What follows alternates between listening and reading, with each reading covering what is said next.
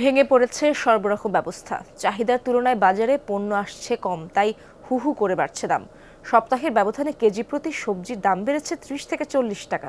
অন্যান্য পণ্যের দামও আকাশচুম্বী। এমনিতেই মানুষের আয় নেই, তার উপর দামের উত্তাপ মানুষকে আরও বিপদগ্রস্ত করেছে, উস্কে দিচ্ছে মূল্যস্ফীতি। একটু কম দামের আশায় কারওয়ান বাজারে এসেছেন রুহুল আমিন। বিক্রেতার সঙ্গে অনেকক্ষণ দরদাম করে কিনছেন শসা। দামের সঙ্গে কোনোভাবেই কুলিয়ে উঠতে পারছেন না বিদেশ ফেরত এই ক্রেতা। সব জিনিসের দাম এত বেশি, যার ফলে নাগালের বাহিরে। মাছ মাংসের কথা তো বলাই যায় না। টমেটো কেটা খেতে পারবো 240 টাকা কেজি। একটা ছোট কোমর আগে 50 টাকাটা কিনতাম, এখন দাম সেই কোমরের দাম 100 টাকা। রুহুল আমিন শুধু নয়, সংঘাত এবং কারফিউ জারি করার পর এই কয়েকদিনে নতুন উচ্চতায় উঠেছে পণ্যের দাম। সরবরাহ ব্যবস্থা ভেঙে পড়ায় পণ্যের ঘাটতির কথা বলে বাড়িয়ে দেওয়া হচ্ছে দাম। বন্যা চাপ দিয়ে মাল নষ্ট করে বলেছে, আর বাজারে আসতেছে কম গ্যাঞ্জামের কারণে। গাড়ি টাড়ি পরে বলে না, মাল ঢুকছে কম, যা দরকার তা তো আসে না। রিটার্ন মানুষ আমি, আমার তো হিসাব করলে তো আমার পয়সা দেয়, আমি সেটা দেখে এমনি চলবো। মানে ওই যে কম, যেখানে কম পাই সেখান থেকে কিনি। 1 কেজিতে আপনার 40 টাকা 50 টাকা, কোনো কেজিতে 60 টাকাও বাড়ছে। এই আপনার মনে করেন ভেন্ডি আমরা 30 টাকা কেজি বিক্রি করছি, এখন আপনার 70 টাকা। তারপরে পেঁপে আসলে 40 টাকা কেজি, এখন 60 টাকা কেজি বিক্রি করতেছি আমরা। স্বল্প সময়ে এত বেশি পণ্যের দাম বৃদ্ধির রেকর্ড নিকট অতীতে নেই। কেজিতে সবজির দাম বেড়েছে 30 থেকে 40 টাকা। আয় না থাকলেও সামান্য পরিমাণ কিনে চাহিদা পূরণ করছেন অনেকে।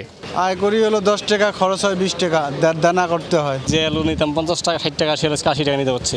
পটল নিতে হচ্ছে 40 টাকা, পটল 80 টাকা, 70-80 টাকা। ভেন্ডি কিনতে গেলে সেম অবস্থা, 30 টাকার ভেন্ডি আমার কিনতে হচ্ছে 50 টাকা। আলু, পেঁয়াজ এবং মুদি পণ্যের দামও নাগালের বাইরে। সাধারণ মানুষের জীবনকে দুর্বিষহ করে তুলেছে উচ্চ মূল্যস্ফীতি। গেল 2 বছরে মূল্যস্ফীতি এবং প্রকৃত মজুরির তথ্য বিশ্লেষণ করে দেখা যায়, এ সময় প্রকৃত মজুরির হার কমেছে অর্ধেকের বেশি। অর্থাৎ মানুষ যা আয় করছে তার চেয়ে বেশি হচ্ছে ব্যয়।